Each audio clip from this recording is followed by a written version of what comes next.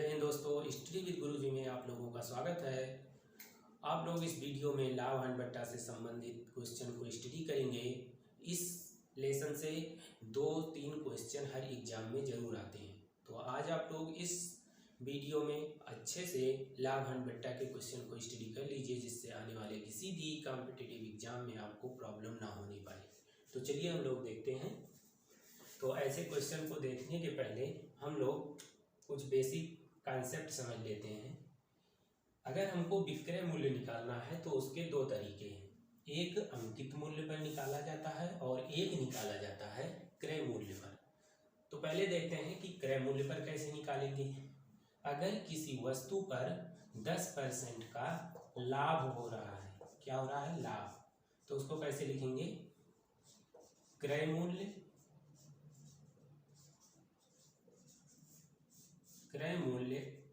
गुणे 10% का अगर लाभ हो रहा है तो 110/100।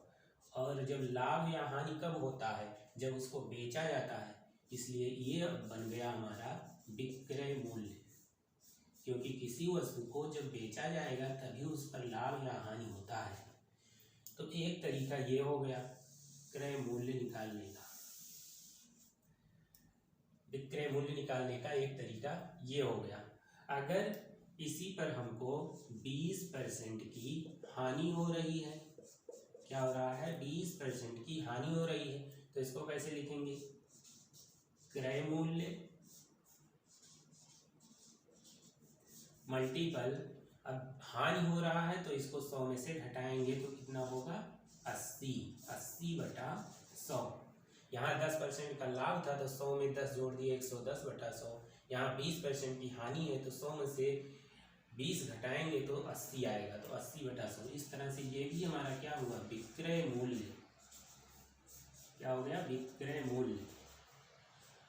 किसी वस्तु को बेचने पर लाभ हो या हानि हो, दोनों ही कंडीशन में विक्रय मूल्य निकलेगा। क्योंकि जब वस्तु को बेचा जाएगा तो उस पर 2 ही कंडीशन होगा, या तो लाभ होगा या तो हानि होगा। तो लाभ हो या हानि हो, ये कब होगा? जब उसको बेचा जाएगा। इसलिए ये लाभ पर भी विक्रय मूल्य होता है और हानि पर भी विक्रय मूल्य, क्योंकि हानि या लाभ कब होगा? जब उसको बेचा जाएगा। चलिए अब देखते हैं कि अंकित मूल्य पर कैसे हम निकालते हैं। अगर किसी वस्तु के अंकित मूल्य पर 20% की छूट दी जा रही है तो इसको कैसे लिखते हैं? अंकित मूल्य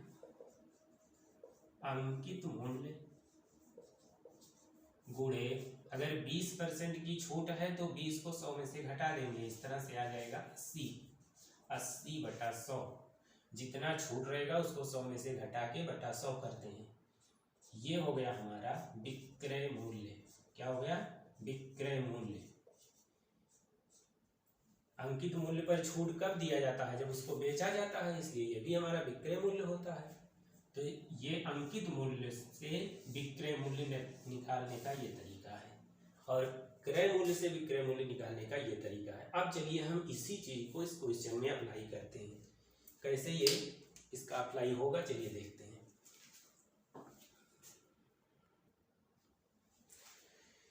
देखिए, किसी वस्तु का क्रय मूल्य 300 रुपये है। यदि उसे 20% लाभ पर, अब यहाँ देखिए क्या है? लाभ पर बेचा जाए तो विक्रय मूल्य क्या होगा? चलिए इसको लिख लेते हैं। हमारा क्रय मूल्य क्या दिया है? क्रय मूल्य है 300 रुपये। कितना है? 300 रुपये। और इस पर लाभ कितना हो रहा है? 20%। लाभ हमारा क्या हो रहा है? 20%। अब देखिए हम फार्मूला हमारा लिखते हैं। वो फार्मूला हमारा क्या था? जब क्रय मूल्य से हमको विक्रय मूल्य निकालना है तो कौन सा फार्मूला लगाएंगे? क्रय मूल्य मल्टीपल जितना लाभ या हानि होगा। देखिए यहाँ हो रहा है कि कितना लाभ? 20% लाभ, तो यहाँ हम लिखेंगे 120। जितना लाभ होता है उसको 100 में जोड़ देते हैं, बटा 100। इस तरह से ये क्या बन गया हमारा? विक्रय मूल्य। क्या बन गया? विक्रय मूल्य। लाभ या हानि होता है, अगर लाभ हो रहा है तो 100 में जोड़ देते हैं, अगर हानि हो रहा है तो 100 में से घटा के बटा 100 लिखते हैं। इस तरह से ये बन जाता है विक्रय मूल्य। अब देखिए क्रय मूल्य हमारा कितना दिया है, क्रय मूल्य दिया है 300 रुपये, तो इसकी जगह हम लिखते हैं 300, और ये ऐसे ही है 120 बटा 100 बराबर विक्रय मूल्य। ये हो गया विक्रय मूल्य।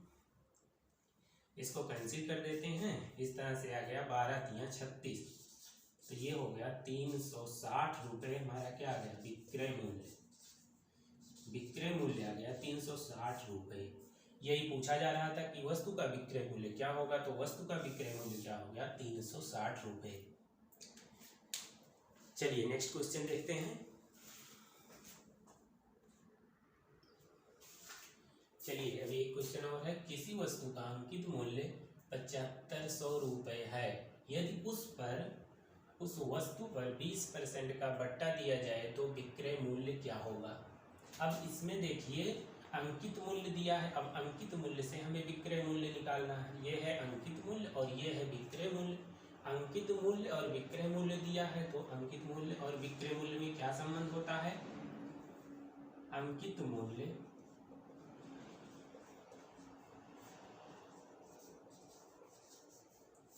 गुणे जितना बट्टा दिया जाता है उसको 100 में से घटाते हैं। तो देखिए बट्टा कितना है 20%, तो 100 में से 20 निकालेंगे तो कितना होगा 80 बटा 100, और इस तरह से ये क्या बनता है विक्रय मूल्य।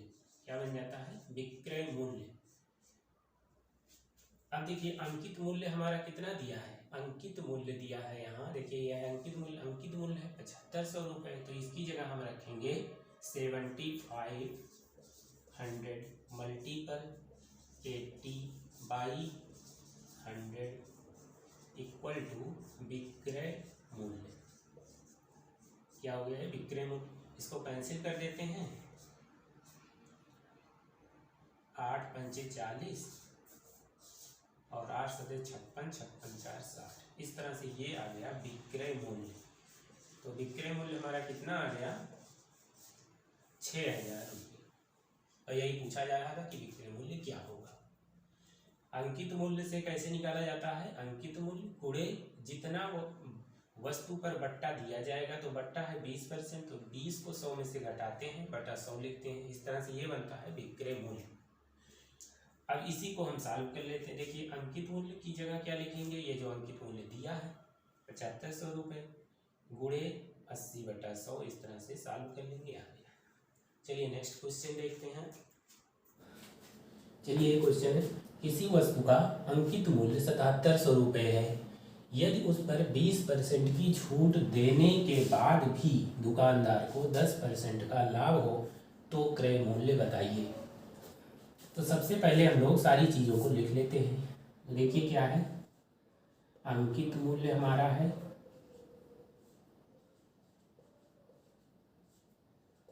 7700 रुपये। लाभ देखिए कितना दिया है, लाभ दिया है 10%। फिर इसके बाद छूट या इसी को कहते हैं बट्टा, ये देखिए दिया है 20%। हम लोग जानते हैं कि विक्रय मूल्य निकालने के दो तरीके, एक क्रय मूल्य पर और एक अंकित मूल्य पर। तो देखिए ये क्रय मूल्य पर, तो क्रय मूल्य पर कैसे होता है, क्रय मूल्य गुणे जितना लाभ है 100 में जोड़ देते हैं। तो यहाँ है लाभ 10%, तो इसको जोड़ देंगे 100 में। इस तरह से ये हो गया 110 बटा 100। इस तरह से ये क्या बन जाता है विक्रय मूल्य। ये हो गया विक्रय मूल्य। अब अंकित मूल्य पर कैसे निकालते हैं, तो अंकित मूल्य पर निकालने के लिए अंकित मूल्य गुणे जितना बट्टा या जितना छूट होता है उसको 100 में से घटाते हैं। तो 100 में से 20 को घटाएंगे कितना आएगा 80 बटा 100, और ये भी हो गया हमारा अब विक्रय मूल्य। ये भी हो गया विक्रय मूल्य। अब यहाँ एक चीज समझ गए कि वह वस्तु एक है, दुकानदार भी एक ही है, तो विक्रय मूल्य भी क्या होगा, एक ही होगा। एक ही दुकानदार एक ही वस्तु का दो दाम थोड़े बताएगा। तो जब दुकानदार एक ही है, वस्तु एक ही है, तो विक्रय मूल्य भी एक ही रहेगा। इसका मतलब क्या हो गया कि ये विक्रय मूल्य और ये विक्रय मूल्य दोनों समान है। तो हम इसको देख लेते हैं, ये विक्रय मूल्य और ये विक्रय मूल्य दोनों एक ही हैं, केवल लिखने का तरीका अलग अलग है। एक बार क्रय मूल्य से और एक बार अंकित मूल्य से, केवल दो तरह से लिखा गया है, लेकिन वास्तव में ये एक ही विक्रय मूल्य है। तो दोनों को बराबर कर दिए, जब एक ही है तो दोनों बराबर हैं। देखिए हम यहाँ लिखेंगे क्रय मूल्य गुणे 110/100 बराबर अंकित मूल्य। देखिए हमारा दिया 7700, तो ये हो गया 7700 रुपये गुणे 80/100। ये इससे कैंसिल। अब यहाँ क्रय मूल्य